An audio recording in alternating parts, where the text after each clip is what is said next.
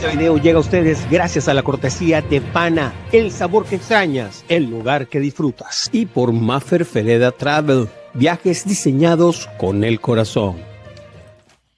¿Cómo están? Bienvenidos, buenas tardes. Esto es Piedra Angular para conversar de periodista a periodistas. En esta oportunidad tenemos la opinión de dos colegas y por supuesto que estamos muy pendientes de lo que va a ser el desarrollo de las elecciones en Colombia, en nuestro vecino país.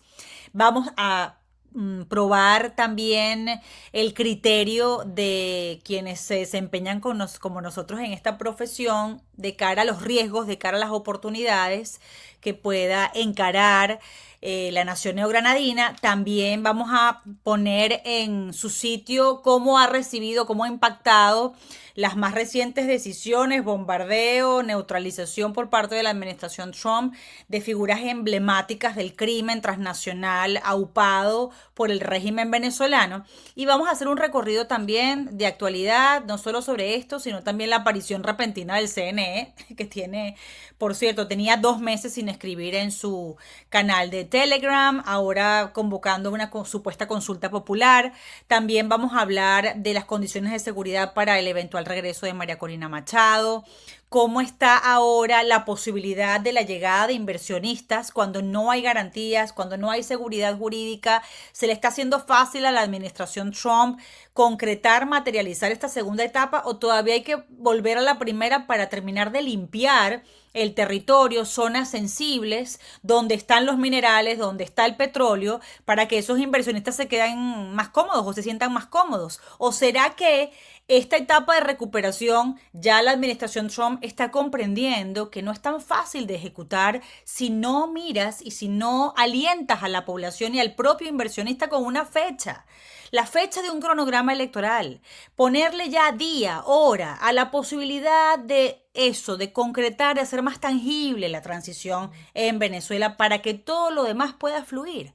Así empezamos. Pana, el sitio con los sabores latinos más auténticos. Ubicados en la Florida en Doral, Weston Road, Orlando y Weston Town Center, ofrecemos una variedad de productos que te harán recordar a casa. Tequeños, empanadas, café de especialidad, arepas, cachapas, hamburguesas y mucho más. Además contamos con 2 fábricas de manufactura en Miami donde preparamos tus bites favoritos. Pana, el sabor que extrañas, el lugar que disfrutas. Nuestro primer invitado es Luis Carlos Vélez, periodista. Queridísimo Luis Carlos, gracias por aceptar esta invitación. Carla, muchísimas gracias por invitarme. Felicitaciones por tu programa, Gracias. el universo en digital que manejas, los patrocinadores, todo el universo del emporio que estás creando. Felicitaciones. Ay, Dios te escuche, Dios te escuche.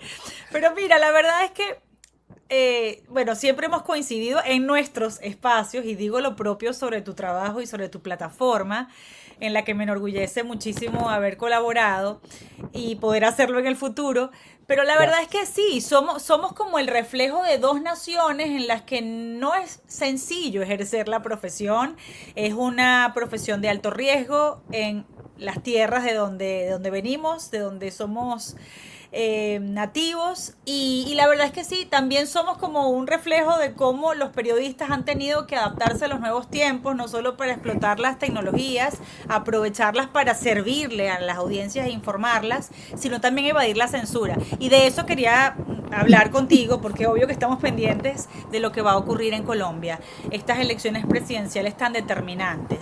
Y quiero preguntarte, ¿cuáles son los riesgos? Empiezo por eso. Los riesgos para el país, los riesgos para el ciudadano de a pie cuando vaya a la urna a ejercer su derecho, el riesgo para los candidatos y el riesgo de un presidente que no es demócrata por las acciones que ha llevado adelante, que incluso se ha metido en el discurso político aún con la prohibición de hacerlo como primer mandatario. ¿Cómo lo ves, Luis Carlos? Carla, de nuevo, muchísimas gracias. El hecho de que estemos hablando acá y que mi plataforma en Colombia sea una plataforma digital no es una casualidad. Es producto de las presiones del gobierno que en mi país desafortunadamente se han hecho cada vez más evidentes, en un gobierno autoritario, en un gobierno con unos tintes muy grandes antidemocráticos, que solamente le gusta que las cosas funcionen a su manera. Y la extensión de este gobierno, como el propio candidato que hereda al gobierno de Gustavo Petro y Iván Cepeda es la extensión y profundización de todo lo anterior. Así que la llegada de Iván Cepeda muy probablemente también haría mucho más complejo el trabajo del periodismo independiente y del periodismo que, como el nuestro, no se deja imponer las líneas de absolutamente nadie y de donde la única agenda es la que tiene la gente y de contarle a la gente directamente cómo son las cosas. Pero, digamos, no quería perder la oportunidad de subrayar eso, Claro que sí. cuando realmente los riesgos son enormes.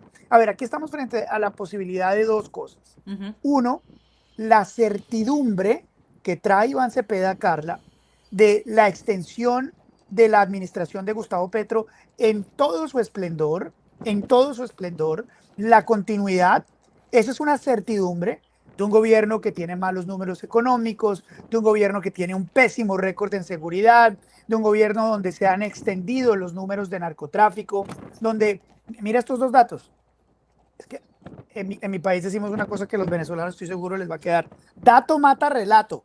Total. Dato mata relato. Te voy a dar tres cifras. La primera, en la administración de Gustavo Petro se han duplicado los actos terroristas frente a cómo la administración Petro los cogió. Wow. O sea que cuando ellos dicen que esta es una campaña de la guerra, de la muerte frente a la paz y que ellos representan la paz, pues los datos no los acompañan. Segundo dato, el número de uniformados abatidos en combate o abatidos en actos de terrorismo en Colombia, al mes pasado, en año corrido, llevábamos 173. Estas solamente son cifras comparables con lo que tenía Colombia anterior al proceso de paz. O sea, no solamente son un récord para la administración de Gustavo Petro, que son un ejemplo de todo lo malo, sino que nos retrotrae al proceso de paz. Y te voy a dar otro dato. La paz total, que es la concepción ideológica que tiene la administración de Gustavo Petro y que ha prometido adelantar Iván Cepeda durante su administración, ha hecho que los cultivos de droga pasen de 50.000 hectáreas al final de la administración de Iván Duque a 350.000 hectáreas en este momento de la administración de Gustavo Petro. O sea, en términos de narcotráfico, de violencia, de homicidios, de ataques a las poblaciones civiles, de ataques a las fuerzas militares, esta administración ha sido únicamente desastrosa. Pero la narrativa que ellos traen adelante es que ellos son la vida versus la muerte. Colombia hoy no está eligiendo entre dos candidatos iguales. No, está eligiendo entre la continuidad de un proceso que nos tiene hoy acá frente a la incertidumbre, porque nadie tiene esto sobre papel, la incertidumbre de un gobierno, de una persona que ha prometido atacar al narcotráfico y volver a la seguridad en el país. Yo no estoy defendiendo a Abelardo de la Espriella en esta primera intervención. Yo lo que estoy diciendo es que hay una certidumbre de lo que representa Iván Cepeda y hay una incertidumbre dentro de unos parámetros de promesa que el candidato de la Espriella ha hecho. Yo entiendo que se nos ha hecho muy difícil, sobre todo en estas circunstancias, crisis política y acecho a los derechos humanos y a los derechos políticos, poder escoger al mejor candidato. Se nos ha limitado la vida a tener que elegir a quien por lo menos no tenga el perfil terrible de quienes han controlado nuestras naciones por décadas. Y eso nos pone en una posición también de riesgo. No sé si realmente estamos eligiendo, sino que no nos queda más opción sino elegir el menos malo. Pero vuelvo a Espriella, porque yo he visto mucho entusiasmo por parte de amigos colombianos con respecto a él, pero lo que quiero saber es si es el entusiasmo de entender que están eligiendo un estadista que va a resolver los problemas de Colombia, que le va a llevar a la prosperidad, que va a acabar, va a realmente dar una lucha honesta, seria contra el narcotráfico y los grupos irregulares, o bueno, o tiene un perfil que lleva ciertas incertidumbres y para los venezolanos hay una conexión inevitable con Alex Saab, que me han dicho que para el colombiano a la hora de votar eso no tiene mayor relevancia, pero yo quisiera saber cómo ubicas todo esto que te he comentado. Pues ahí hay varias cosas. La primera es que Abelardo de la Espriella no es perfecto, pero es el perfecto para ganarle al gobierno de Gustavo Petro y a Iván Cepeda. Okay. Y creo que eso ha generado el gran entusiasmo en el pueblo colombiano, que tú haces evidente, que se ve en las calles y que hace que Abelardo de la Espriella hoy le lleve entre 8, 7 puntos a Iván Cepeda. Quiero decir esto también, si Abelardo de la Espriella no gana es porque le hicieron trampa. Ok, es decir, que en este momento de ninguna manera él podría perder. No, todos los análisis estadísticos dan que por lo menos 90% de las probabilidades para que gane Abelardo de la Espriella son las que son. No se puede descartar la capacidad de movilización que tiene el gobierno. El gobierno, si la misma cantidad de gente que votó en la primera vuelta de Petro hubiera votado en la segunda, Petro no sería presidente. Pero Gustavo Petro tuvo la capacidad de sacar millones de personas a las calles, sobre todo en poblaciones que no vemos en el sur del país, en el Pacífico colombiano, a votar. Te voy a dar un ejemplo, Carla. Poblaciones en el sur del país, en Nariño, Putumayo, Cauca y en el Pacífico colombiano, Chocó, que tradicionalmente tenían una participación electoral del cerca del 30%, no llegaba al 30, 26, 30%, terminaron teniendo una participación electoral superior al 60%, donde el 100% de los votos fueron de Gustavo Petro. Y eso no es una casualidad, es producto de los grupos al margen de la ley obligando a la gente a votar por un candidato, diciéndoles, te matamos si no votes por este personaje, pero también en su momento fue producto de la compra masiva de votos, no solamente de contratistas, sino de dineros que venían principalmente de Venezuela y que venían de Rusia y que hacían un canal de Rusia, Venezuela, Colombia, que afectaron las elecciones en Chile, en Bolivia y en Colombia. Señor. No lo digo yo, hay unos documentos del Departamento de Estado que refrendan lo que acabo de decir. Yo soy un periodista, no un repetidor de fábulas que tienen muchos en las calles. Estos son documentos, usted, señor, señora, si no me cree, búsquelos, que esa es la verdad. Entonces, la posibilidad de que gane Iván Cepeda hoy sería producto de lo anterior, no sería producto del fervor popular. Y en las calles hay fervor popular hoy por Abelardo de la Espriella porque la gente está cansada de una hegemonía de izquierda. Segunda razón por la cual Abelardo de la Espriella está donde está. Carla. No, maravilloso. Esta es una votación antisistema. Sí, total. Colombia lleva 20 años votando antisistema. Lo que pasa es que como hay tanta politización en los medios de comunicación, igual los venezolanos. En Colombia pues la gente dice, no, que es que están votando. No. Colombia está votando exactamente igual. Te voy a dar un ejemplo. Álvaro Uribe Vélez, presidente de Colombia 2 veces. El señor Uribe no era producto del sistema. El señor Uribe en su momento fue a pedir el aval del Partido Liberal Colombiano, otrora uno de los dos partidos más importantes del país. El jefe del Partido Liberal en su momento le dijo, no, gordo, no tenemos cómo hacerlo contigo. Esto es para un señor que se llama Horacio Serpa Uribe. ¿Qué hizo Álvaro Uribe? Fue y montó su propio partido, que fue el partido de la U, y ganó.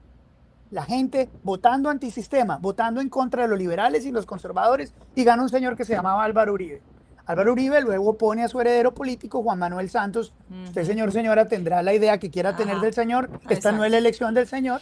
Luego viene el señor Iván Duque, que es un heredero de esa estructura, pero es el contrasistema heredado de Álvaro Uribe. ¿Y qué pasa? Que la gente después de COVID dice, no, pero es que estos tipos son el sistema. Llevan gobernando durante 3 gobiernos seguidos, 4 con la repetición de Álvaro Uribe. Quitémonos a estos tipos de encima.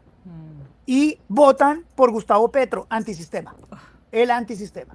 ¿Y qué va a pasar en esta elección? Pues eso que se demoraron 12 años los colombianos para llegar a la conclusión de que Uribe era sistema, Santos era sistema, Duque era sistema, dicen, no, la izquierda llegó a decirnos que era antisistema y son lo mismo. Entonces vamos a votar por el tipo que no es antisistema. Y ese es Abelardo de la Espriella. Finalmente, Carla, me pregunta sobre el tema de Alex Saab. El señor Abelardo de la Espriella ha repetido una y otra vez que él lo defendió porque su profesión es abogado penalista.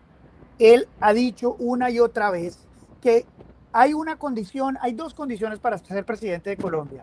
Una, ser mayor de 35 años. Dos, haber nacido en el país. En ningún lado aparece que usted, si es abogado penalista, no puede ser presidente de Colombia. Eso es así. Los abogados penalistas cumplen esa función. Abelardo Lespriella ha dicho que los abogados penalistas los necesita la gente. Y yo no sé, Carla, ojalá nunca tengas ningún problema legal, pero si lo tienes, algún día te va a tocar también enfrentar tu problema con un abogado penalista. No, y en todo caso hay quienes le defienden diciendo que hasta los criminales necesitan un abogado, o sea que... y en el caso de Alex Saab, él dice, Abelardo Lespriella, además, esto lo ha investigado todo el mundo. Todo el mundo, colegas nuestros han hecho libros, han investigado, etc. La conclusión de esto es que el señor Abelardo Lespriella defendió a Alex Saab hasta cierto punto y de ahí lo dejó de defender. De Lespriella dice, yo busqué que él se entregara a las autoridades de Estados Unidos y él no me hizo caso, por lo tanto dejé de hacer su defensa. Esa es una defensa que tendrá él, pero a la gente en Colombia eso le importa cero. Eso te iba a decir, que la gente ya lo entendió. no está tomando la decisión con base en ese episodio de la vida de Espriella, sino que yo basado creo que Colombia, en el antisistema que tú has descrito muy bien. Sí, pero además en Colombia le han hecho mucho, un sector de la prensa le ha hecho mucho eco a esto. Y creo que cuando uno le mete algo de racionalidad, pues se da cuenta que el señor estaba siendo abogado. Sin embargo, de estos tipos. ha habido críticas contra él con respecto a cómo se desenvuelve con la prensa. ¿Tú crees que es tolerante? Bueno, no tienes que ser tolerante. Si eres un demócrata, tú no toleras a la prensa libre. Simplemente convives con la prensa libre y además te encanta someterte a preguntas difíciles. Pero si lo ves pro debate, es decir, no se resiste al debate, no es agresivo cuando responde a los periodistas. ¿Cómo ves esa dinámica con los colegas en Colombia, en las entrevistas que él ha dado? Abelardo Lespriella es un abogado litigante. Yo creo que eso responde a la pregunta. Respuesta, es verdad. Señor, es un abogado litigante. Mira, Carla, yo respeto mucho a mis colegas. ¿Cómo no? Yo soy un hombre que quiere prensa libre. ¿Cómo no? Pero yo soy un hombre que le encanta el debate también. Y yo estoy preparado para el debate con el de arriba, el mediano y el de abajo. Buenísimo. Yo estudié economía, estudié finanzas, tengo conceptos de derecho, hice una maestría en gobierno y no en una universidad pirata. Yo cuando tengo estas conversaciones las tengo de verdad. Hay unos que no y que se ofenden con el debate, ¿no? Y hay unos grupos políticos que se ofenden con el debate y los utilizan como herramienta política. Abelardo Lespriella es un hombre litigante. Yo he tenido conversaciones con él, buenas, regulares y malas, en lo privado y en lo público. A mí no me da miedo debatir con él. Él es un tipo combatiente. Sí. Es un tipo que ha tenido problemas con la prensa. Es un tipo que se ha quejado, ojo, se ha quejado de que la prensa no ha sido justa con él. Y la verdad es que la prensa no ha sido justa con él. En Colombia, como en Venezuela y como acá en Estados Unidos, hay prensa partidista. Lo que pasa es que hasta hace unos años, en el mundo, no había el concepto de prensa partidista. Todos miraban hacia la centroizquierda y creían que eso era el periodismo independiente. Pero guess what? No lo es. Totalmente. ¿No? Porque nadie hoy aquí puede en negar. Estados Unidos eso es demasiado evidente. Hoy, Carla, hoy nadie puede negar que nuestros compañeros muy prestigiosos, muy queridos, a los cuales yo respeto enormemente, trabajé con ellos, CNN, su versión en inglés, es una versión demócrata. Y el New York Times es una lectura demócrata del país, como Fox lo es de derecha. Entonces Abelardo ha dicho que gran parte de la prensa colombiana, y no se equivoca, tiene un corte de centro izquierda, progresista, que lo ha atacado sistemáticamente por unos temas. Hombre, ¿que él podría sortear estos temas de una mejor manera? Seguro que sí. Okay. Ojalá aprenda y ojalá entienda que eso es mejor hacerlo, pero eso no quita lo anterior. Perfecto, no, clarísimo, clarísimo.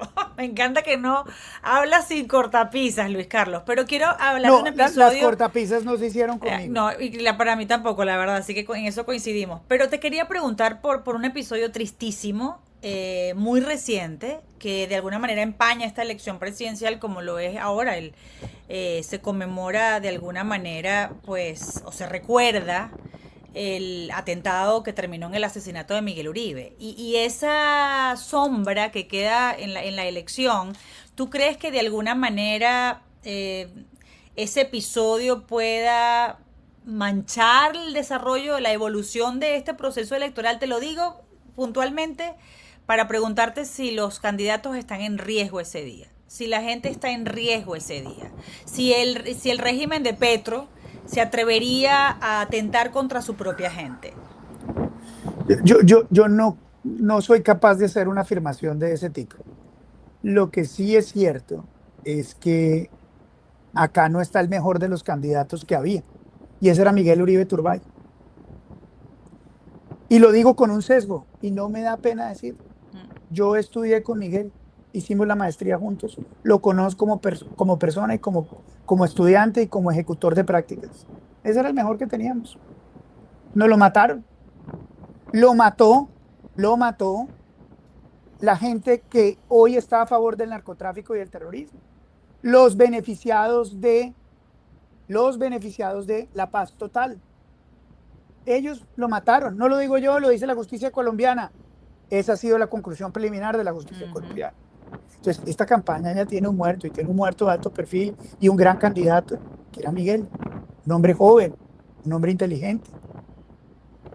Ese efecto ya está dentro de esta campaña. Ya no nos van a devolver a Miguel, a su esposa, a sus hijos, a su hermana, no se lo van a devolver. Ya nos mataron a Miguel. Ya. En Colombia ha perdido grandes oportunidades de tener grandes hombres como presidente. Sí, Colombia vive una maldición. Desafortunadamente Dios nos la quite pronto. Mataron a Luis Carlos Galán, mataron a Miguel, se murió Germán Vargas Lleras. Colombia ha tenido la oportunidad de tener grandes presidentes y los han acabado, ¿ya? Ese efecto del miedo y el rechazo a este tipo de violencia ya está en los resultados que actualmente vemos. Está impregnado en el apoyo de Abelardo de la Espriella, porque la gente dice, caramba, nosotros no podemos seguir en una situación como esta, tenemos que apoyar al candidato que eleva las banderas en contra de lo anterior. No, maravilloso. También quería preguntarte, porque es una consulta que hacen con mucha frecuencia, el sistema electoral en Colombia, ya que tú mencionabas que si Espriella perdía, pues por la tendencia que hay ahora en cuán inclinado está el voto a su favor, pudiera ser una manipulación del sistema por parte del gobierno de Petro, pero cuán limpio, transparente es el sistema electoral en Colombia, cuánto confía el colombiano en su sistema electoral, en cuanto a su independencia, Luis Carlos. Nosotros no tenemos ese problema. Es que la compra de votos en Colombia, la trampa no está en el conteo. El conteo de nosotros es un conteo maravilloso. Uy, Dios mío, qué rico no ser Perú, ¿no? Que pasan días y días, sí, están Dios contando mío. Los votos. Exacto. En Colombia nosotros tenemos presidente casi a los 40, 50 minutos, ya sabemos cómo es eso. El problema no está ahí, Carla. El sistema es un sistema muy bien hecho, muy trabajado, muy testeado. El problema está en lo que te conté, está en la compra de votos, está en la movilización de gente, está ahí, ¿no? Está en ese proceso, que es muy grave, que deteriora la democracia de la misma manera que sería mover el software. Eso no pasa en Colombia. ¿Y el voto tutelado también lo tienen en algunas zonas donde hay violencia? ¿O está tomado? No sé qué es el voto tutelado. El voto como con amedrentamiento, es decir. Claro, por supuesto. Tenemos más de 100 poblaciones actualmente, según la MOE, Eso. que es la Misión de Observación Electoral, y la Defensoría del Pueblo, que en este momento votan con un rifle en la cabeza. Eso. Y eso es muy desafortunado, porque son poblaciones donde la guerrilla y donde el narcotráfico prohíben hacer campaña por un candidato, obligan a la gente, le obligan a la gente a tomarle fotos a lo que vota para mostrarlo, a ver si hacen algo contra ellos, ¿no? Quiero preguntarte algo antes de despedirte, porque me parece importante saber el impacto que ha tenido en Colombia la operación de Estados Unidos contra el niño Guerrero. Porque los comentarios, y quiero confirmarlo también contigo, si eso crees que es verdad, supuestamente habría generado como incertidumbre, pánico, y además una especie de estampida en grupos guerrilleros dentro del territorio de Venezuela tratando de cruzar a Colombia. ¿Eso es especulación o cómo lo ves tú? Ese es un fenómeno que ha venido ocurriendo hace rato, Carla. Ese fenómeno no es nuevo. El de grupos al margen de la ley corriendo hacia el lado de Colombia después de que Estados Unidos sacara a Nicolás Maduro el 3 de enero, eso ya se ha dado. Eso hace parte de la realidad del país. Ahora, el efecto real de abatimiento del niño guerrero es un efecto en el cual queda claro que el interés de Estados Unidos es la confirmación de la conformación de lo que han llamado la coalición en contra de los carteles, el CCC. Y esto nos da una idea de por qué es tan importante para Estados Unidos las elecciones en Colombia. Porque esa coalición en contra de los carteles, cuando tú ves el mapa, ha logrado unas conquistas geográficas muy importantes.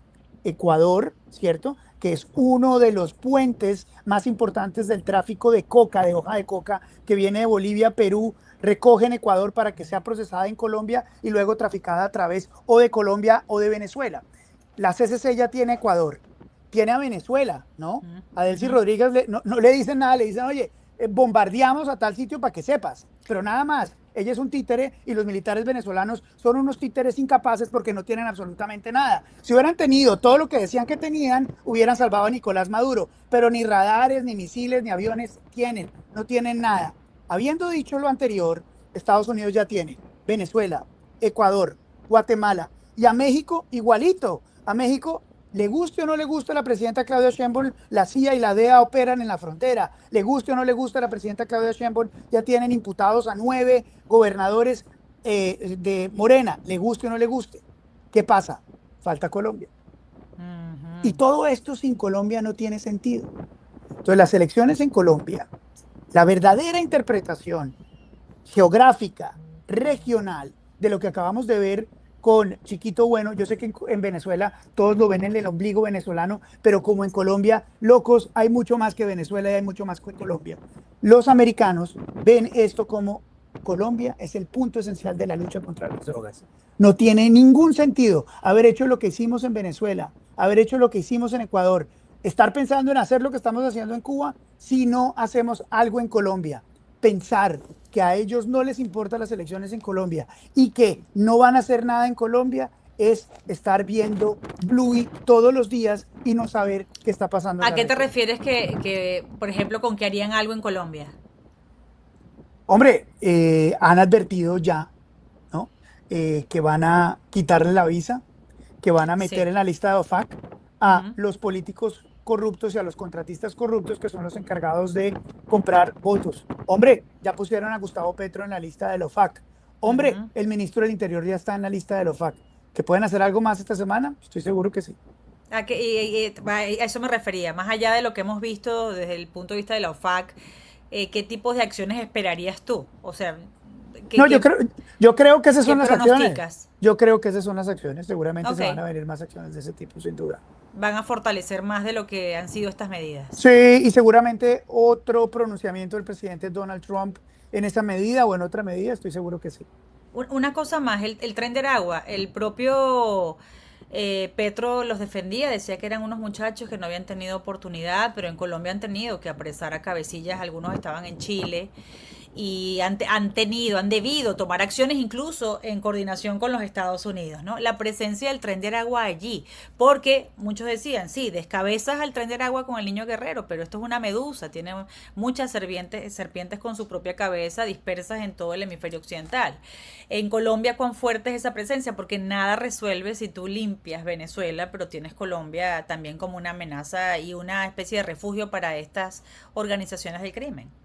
Y yo creo que tú acabas de dar otra razón por la cual la gente en Colombia ve a una campaña de una manera y a otra de otra manera. Mientras Gustavo Petro ha dicho que ellos son unos pobres jovencitos, Abelardo Lesprilla dice que ellos hacen parte de una organización que merece ser castigada. Es más, Abelardo Lesprilla en una entrevista reciente nos dijo a nosotros que venezolano que no estuviera legalmente en Colombia iba a ser deportado. Con esta sí me despido. Señora. Petro dijo que se retiraba y él no iba a hacer ningún esfuerzo, no tenía un plan, simplemente pierde y se retira. Yo no creo. Ajá, pero mi pregunta es, ¿Petro se retira o se convierte en un Evo Morales que ahora está tratando de sabotear al gobierno que por primera vez en tantas décadas Bolivia logró eh, elegir y además tratar de estabilizar? Pues Evo Morales está haciendo todo lo que puede, porque además nos decía una analista boliviana, el problema es que el mundo se fija en los autoritarios quienes tienen el control del poder, pero no cuando salen del poder y siguen desequilibrando las democracias del hemisferio. Yo creo que Gustavo Petro va a ser una competencia muy fuerte para tratar de ser la cabeza de la oposición. Gustavo Petro es un hombre que piensa muy bien de él, es un hombre que se ve frente al espejo y ve un gran estadista, un gran influyente internacional y no va a intentar de ninguna manera bajarle el tono a esto. En caso de que Abelardo de la Espriella sea presidente de Colombia, tanto Iván Cepeda como Gustavo Petro, como Claudia López, se van a tratar de disputar la cabeza de quién va a ser el verdadero líder de la oposición en el país. Solo quiero decirte, Luis Carlos, que deseo lo mejor para Colombia, obviamente. Desearle a Colombia un futuro prometedor, libre, con justicia y con democracia es un deseo que además que beneficia a nuestro propio futuro. Y anhelo que los colombianos ya hayan tomado esa decisión y sea un triunfo para los justos. Y que bueno, que Colombia ya escriba un nuevo camino a partir de este fin de semana. Ojalá sea lo mejor para nuestro país, que se dé todo en paz y sobre todo, Carla, a mí no me da miedo la polarización, ¿sabes? A mí no me da miedo la gente que piensa diferente.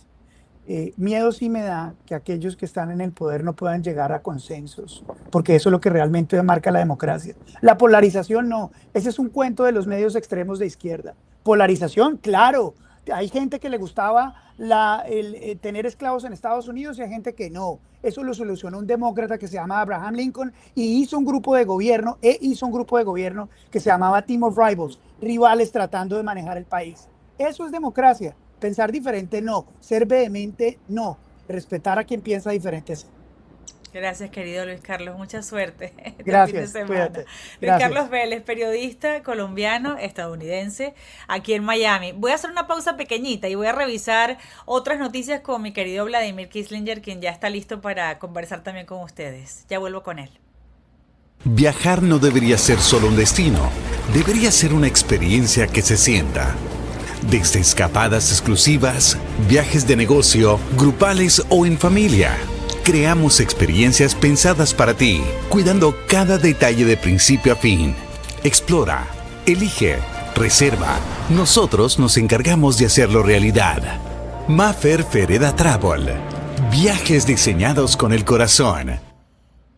Vladimir, ¿cómo estás? Bienvenido. Gracias Carla, por aceptar esta invitación. un placer, por Dios. Siempre es un encanto estar contigo y con toda tu gente. Igual para todo nuestro equipo. Mira, voy a empezar de una vez con cuál crees que es el mensaje de Estados Unidos para el resto de los criminales luego del bombardeo que acaba con la vida, según Donald Trump, según el secretario de Guerra, del niño guerrero. Bueno, yo no tengo duda de que eso fue así. Así como dio de baja, por ejemplo, al general Soleimani mientras iba en una madrugada un carro con vía al aeropuerto en Irak, definitivamente el niño guerrero ya no existe, ya no está sobre la faz de la tierra, no tengo duda. Pero el mensaje es claro, Carla. La doctrina Monroe ya se está aplicando a la enésima potencia. Recordemos que originalmente habíamos hablado de la doctrina Monroe, América para los americanos, pero esta doctrina bajo el presidente Trump no solamente es América para los americanos, sino que no se le va a permitir espacio y cabida a que haya alborotadores y grupos terroristas que puedan estar atacando la seguridad nacional de los Estados Unidos y de una manera indirecta complicando el escenario del continente, entre ellas el tema de la migración, que está siendo controlada también justamente por este tipo de acciones. No, de alguna manera, Trump, si tuviera que dar el discurso del Estado de la Unión ahora, pudiera exponer que la migración la ha logrado controlar y que incluso sus enemigos en el hemisferio ahora están arrodillados a sus designios, ¿no? El caso de Venezuela. Sin embargo, uno siempre tiene la curiosidad de saber qué va a hacer Donald Trump el próximo viernes en la noche o la madrugada del sábado, justo después que cierre la bolsa. ¿Quién es el siguiente? Y si este mensaje significa que la operación Lanza del Sur el 3 de enero apenas comenzó, porque bueno, este sería parte, quizás una nueva fase de esa operación Lanza del Sur. ¿Y qué esperarías tú? Porque si un Diosdado está ahora dispuesto a negociar o un Vladimir Padrino está dispuesto a negociar, de él sí está obedeciendo, el hermano obvio es parte del mismo, de la misma organización, entonces, ¿quién viene después? El resto del Tren de Aragua, es tan fácil deshacerse de una organización criminal tan extendida con tantos integrantes a lo largo de todo el hemisferio occidental. Lo primero que habría que ver es, ojalá y se cumpla la firma de acuerdo de paz con Irán. Yo sigo preocupado, aunque el viernes se va a firmar. En apenas 72 horas vamos a tener esa firma. Espero que se cumpla. Ok. Irán no es cualquier otro país de América Latina. Irán pelea a morir. Sencillamente es una pelea contra los infieles para ellos y es una Sí. pelea religiosa. Y ellos están Pero dispuestos a morir. te preocupa porque siga siendo un foco que distrae lo que pudieran ser las acciones aquí dentro en casa, en su propio patio trasero, o porque, bueno, ese es obviamente un peligro para esta nación, Para la humanidad. para la Para la humanidad. humanidad. Yo Así creo es. que me preocupa mucho el tema de un colapso económico ante algo que no termine de cuajar. Pero bueno, Ujú. vamos a manejar escenarios como a ti te encanta manejar. Se firma Ok. el acuerdo, Sí. Irán obedece, Estados Unidos cumple su parte. Perfecto. ¿Cuál es el próximo capítulo? A mi modo de ver, el próximo capítulo no está enfocado necesariamente en Venezuela. Yo creo que el foco podría ser Cuba. Cuba. Porque en Venezuela se continúa y no se ha detenido. El ver a General Electric y a otras grandes corporaciones tomando ahora el control del tema eléctrico en Venezuela, el ver cómo el propio ejército venezolano le ha limpiado, ha comenzado a limpiar el control de grupos terroristas que se encontraban en el sur, en Las Claritas, kilómetro 88, en el estado Bolívar, que tú sabes que lo conozco muy bien, vengo del estado Bolívar y lo Lo sé. conozco, y ver que era el preludio de algo que incluso nos imaginábamos, pero no pensamos que sería tan rápido ver drones no tripulados atacando puntos focales y dando de baja grupos tan peligrosos como estos. Es algo que nos da a entender claramente que Estados Unidos no necesita precipitar acciones masivas en Venezuela para generar cambios de fondo. Y lo estamos viendo. Control de la industria petrolera, control de la minería, incluyendo tierras raras, Bueno, control de todavía la no. producción eléctrica. Claro, todavía no, pero se está Todavía no. avanzando considerablemente sin la necesidad de meter botas en la tierra. Y eso es lo que yo creo que es una lectura interesante, porque aunque todavía no, al menos el régimen sigue obedeciendo parcialmente las órdenes que están saliendo de la Casa Blanca. Porque fíjate, habría que como hacer un balance para entender realmente si la inversión extranjera está corriendo desesperada a invertir en Venezuela. Porque fíjate, sí, tenemos este episodio que es bien significativo, el de General Electric, pero tú tienes una Exxon que aun cuando ya sabemos lo que dijo en la Casa Blanca, que no veía la seguridad jurídica para invertir ahora, fue hasta Venezuela, hizo la visita y cuando vio aquella infraestructura ruinosa, dijo, no, yo no voy a invertir plata, es demasiado el dinero que tengo que invertir sin garantías. Y Chevron, cuando habló de expandir su acuerdo con PDVSA, dijo, sí, quiero crecer, pero también habló de garantías. Entonces, hay una... Sí, una necesidad por parte de Estados Unidos de acelerar esta segunda fase de la recuperación económica, pero quizás se están encontrando con la realidad, quizás esta transición para los venezolanos no es la que queremos, sino la que podemos tener, y también le está pasando lo mismo a Estados Unidos, que esta transición va a ser lo que puedan tener y no lo que quisieran tener, y van a verse obligados a acelerar la tercera fase de ese plan, y por eso le están lanzando las directrices a María Corina, a la plataforma unitaria, de lanzar puentes al régimen, empezar a hablar de negociación, mirar ya quizás con más cercanía el regreso de María Corina. ¿Cómo lo ves? Sí, tal cual. Fíjate que yo no creo que sea accidental que haya comenzado hace 3 semanas y un poco más la llegada a cuentagotas de políticos venezolanos que estuvieron en el exilio. Para mí eso es un preludio. Para mí están preparando un camino político para esa especie de mediación, negociación y una especie de alternabilidad que va a ser progresiva. Totalmente de acuerdo contigo. Yo creo que están calentándole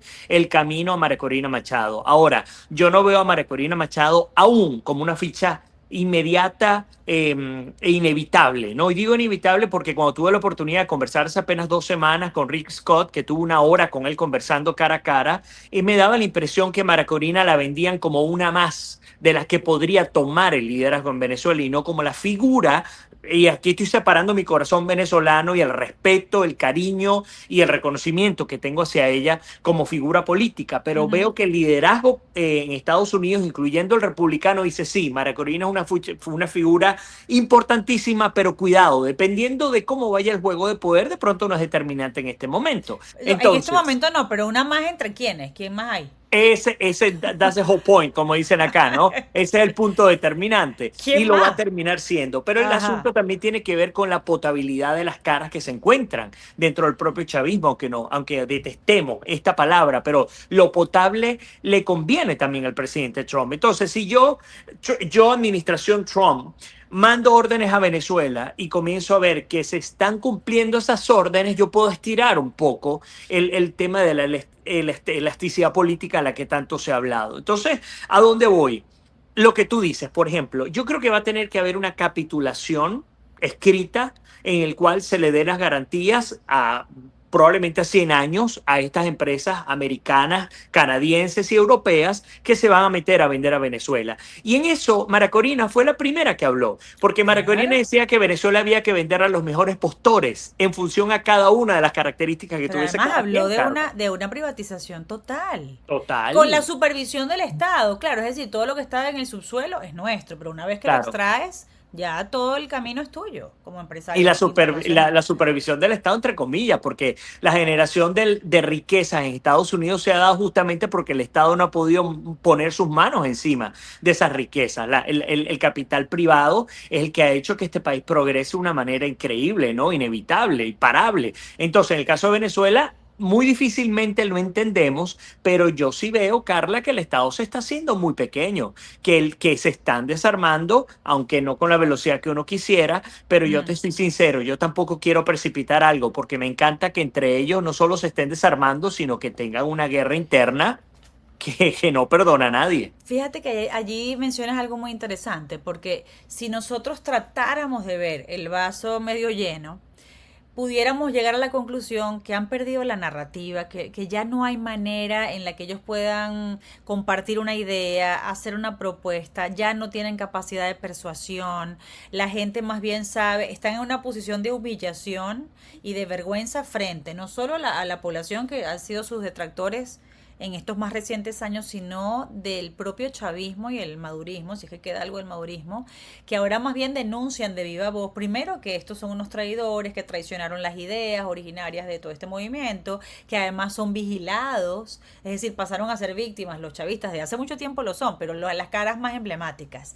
Y no es solamente eso, sino que tienen que renunciar a las ideas falsas, a las mentiras que habían dicho y no las pueden sostener más, sino que además tienen que con aquel descaro decir, no, yo nunca dije esto y ahora plantear un nuevo discurso en el caso del Tren de Aragua. El Tren de Aragua no está aquí, no existe, eso es una fantasía. Es más, María Corina Machado es la que financia el Tren de Aragua.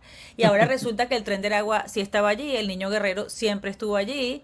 Lo que me llama la atención es que Estados Unidos, uno pudiera decir, Estados Unidos, ¿cómo pudiera creer que se va a salvar de exponer una información falsa y que después el Niño Guerrero aparezca, como algunos dicen que sí, en Brasil bailando, y no se puede permitir fallar en la identificación de ese cuerpo, pues quedó después del bombardeo.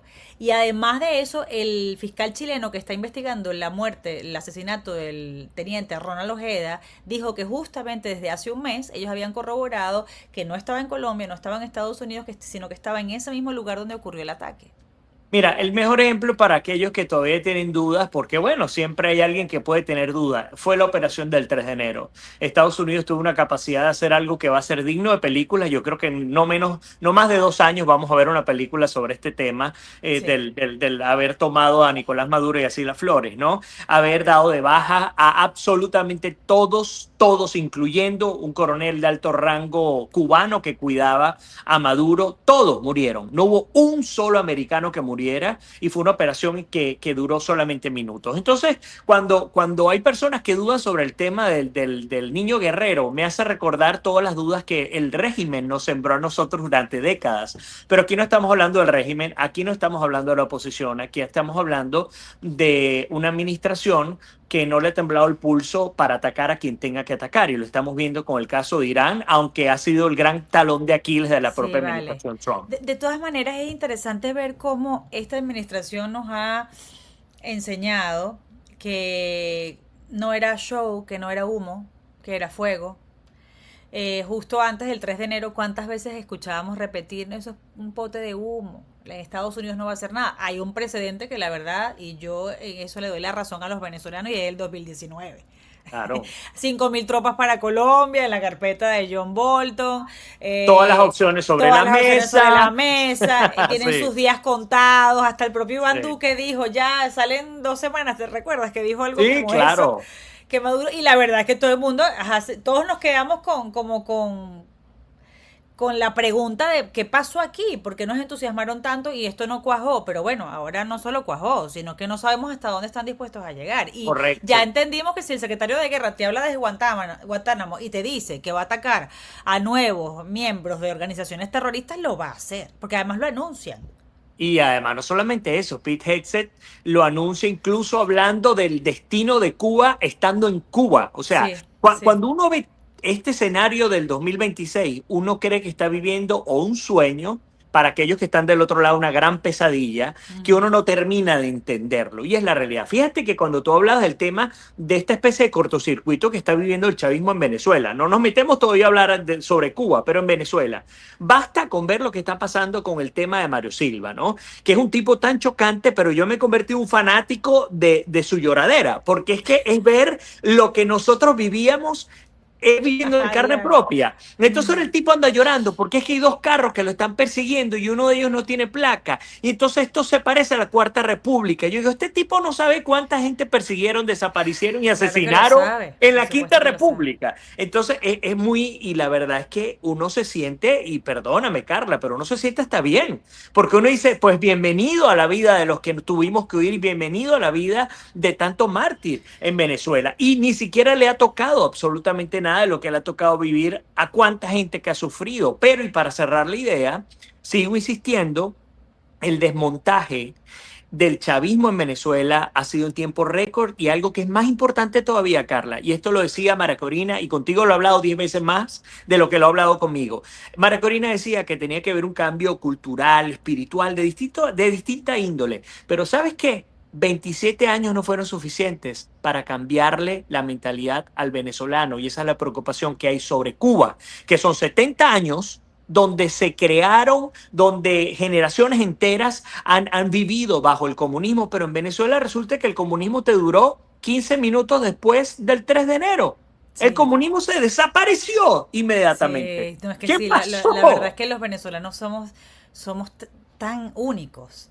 Ese pueblo nuestro, porque fíjate que también antes del 28 de julio pensábamos que la gente había, de alguna manera, se había resignado. ¿Cuántas veces hemos pensado en 30 años que el venezolano se resignó? Así ¿Y cuántas es. veces el venezolano nos ha dado bofetadas insistiendo en que, mira, yo estoy aquí Reinventándose, por despierto, ejemplo. siempre he estado despierto, pero bueno, con un control encima, con un peligro real, o un miedo creíble o a terminar en una cárcel o terminar sin vida?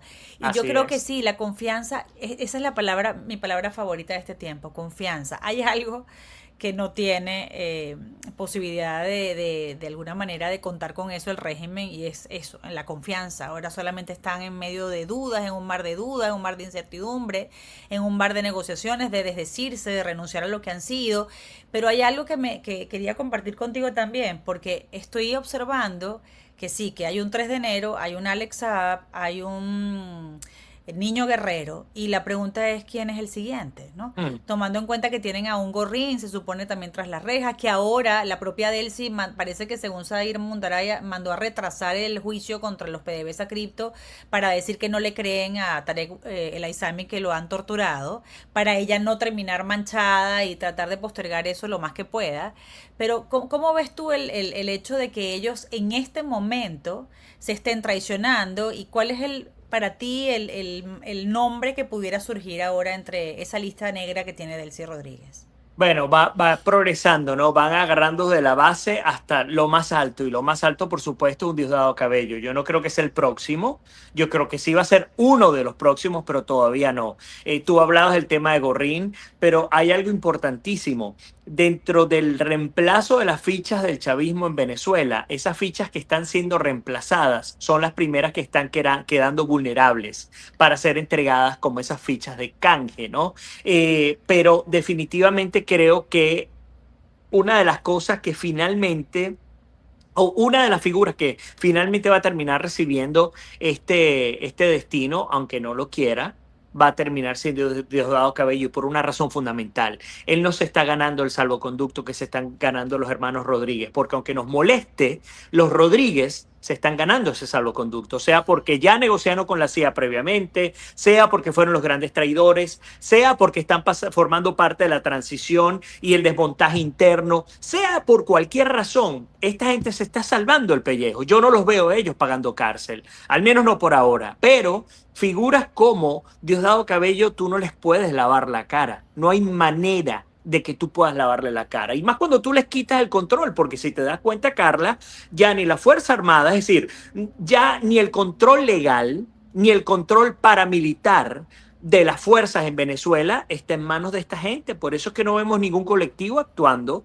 por eso no vemos ninguna bomba lanzándose, por eso no vemos ninguna manifestación en contra. Perdieron eso. Y mucho más grave lo siguiente, cuando uno ve la frustración por el lado del chavismo, no es solamente por saber que están bajo un estado tutelado por Estados Unidos. Carla, la mayor frustración es porque saben que al estar bajo un estado tutelado e ir a un proceso de democratización, ese pueblo que tuvieron amarrado y que votó por ellos de manera obligada, saben que no va a estar respaldándolos. Entonces, por eso, cuando ellos dicen estamos perdidos, no dicen estamos perdidos solamente porque tienen un B-2 sobrevolando Venezuela. Es porque saben que a causa de ese B-2 que está sobrevolando Venezuela, diciéndoles ya ustedes no van a hacer lo que les da la gana, ese pueblo que no lo respaldó, sino que lo tenían bajo amenaza, ya no los va a acompañar. Por lo tanto, no hay futuro para ellos. He notado que, claro, cada vez como uno toma más conciencia sobre por qué debían suceder las cosas en la manera en que están ocurriendo en Venezuela. Quizás debía estar Delcy en este tiempo en el que, como tú dices, tiene que desmantelar lo que ellos mismos organizaron. Y cuando veo el cuestionamiento de ONGs dentro de Venezuela o del llamado derecho internacional a acciones como las del Niño Guerrero, te lleva al momento en el que ese mismo régimen decía que era una atrocidad el bombardeo contra las narcolanchas, ¿lo recuerdas? Y ahora hay Claro, un silencio absoluto con respecto a este total. operativo. Y no solamente eso, y tú lo conoces porque tú eres la referente del tema del periodismo en Venezuela. Sí. Cuando hubo estas lanchas que daban de baja a estos venezolanos y que trataban de velarlos sus familiares en lugares como San Juan de las Galdonas en Sucre, porque Ujú. además tengo elementos concretos sobre estos velatorios, iban las autoridades a eliminar, a cerrar. Hey, ustedes no pueden velar aquí absolutamente nada. Aquí no pasó nada.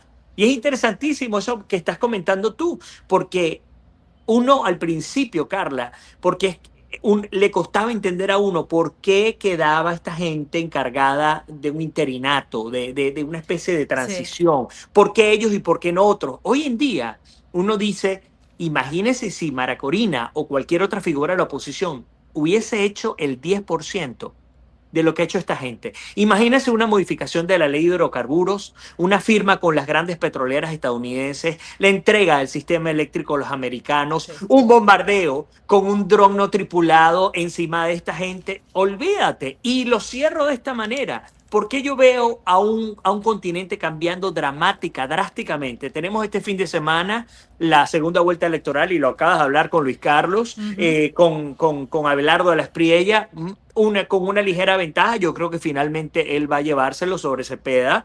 Tenemos la histórica elección en el Perú con Keiko Fujimori, más allá del tema del Fujimorismo versus aquellos que están en La contra. región sigue cambiando. Está cambiando y está cambiando una manera radical de ver la política, donde Ujú. ahora la defensa de los derechos humanos obedece a la defensa de los inocentes y no de los culpables.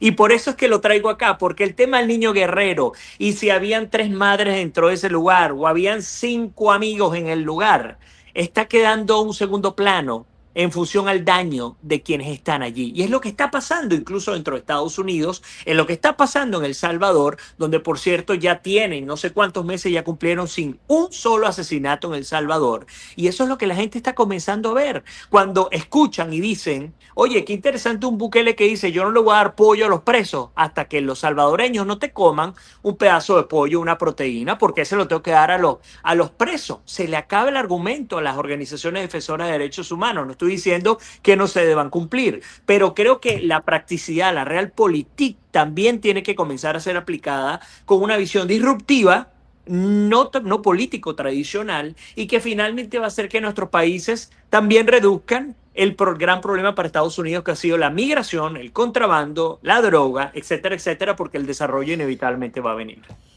Mira, entonces hacia el futuro, la verdad es que los venezolanos, cuando tú escuchas que Jenny fue al hospital y porque al hermano le dio un infarto y entonces no había cómo hacerle un cateterismo y tuvo que comprar $400 en insumos ahí en un hospital en Venezuela, en donde se supone que deberían atenderte gratis. Después fue a otro y le cobraron $4,000 o $6,000 y todavía está buscando un hospital donde poder tener el mejor precio para hacer ese... Tú ves la realidad del venezolano, del adulto mayor, y ves la situación de los maestros quienes acaban de ir a una paralización.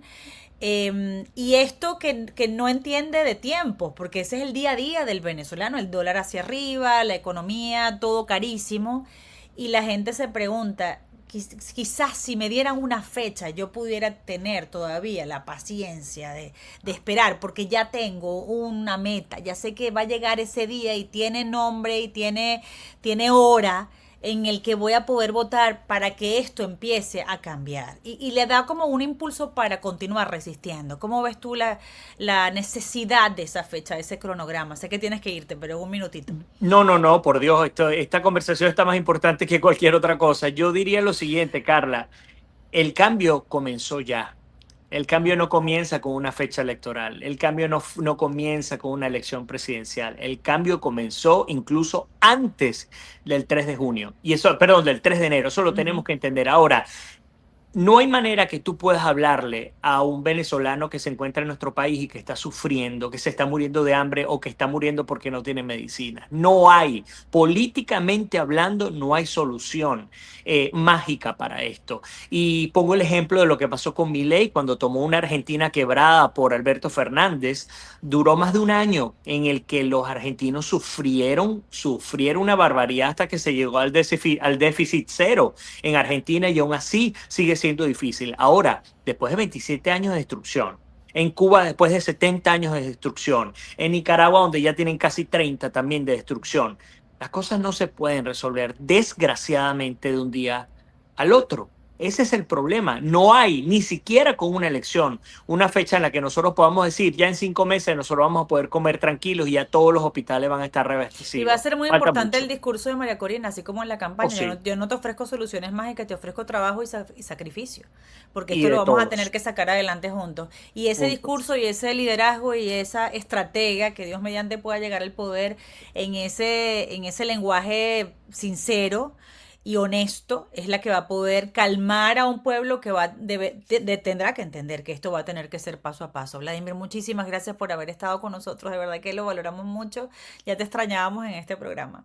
Y yo a ustedes, gracias a ti, Carla, siempre el cariño es el mismo, y bueno, espero que nos veamos pronto. Claro que sí, Vladimir Kieslinger con nosotros, periodista.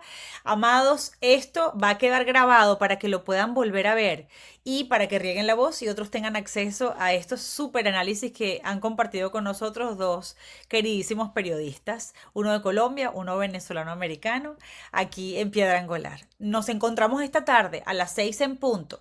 Recuerden que este jueves vamos a tener al abogado Jairo Hernández en vivo para responder todas sus preguntas sobre inmigración. Así que este jueves, 6 de la tarde, en vivo con el abogado Jairo Hernández. No se lo vayan a perder.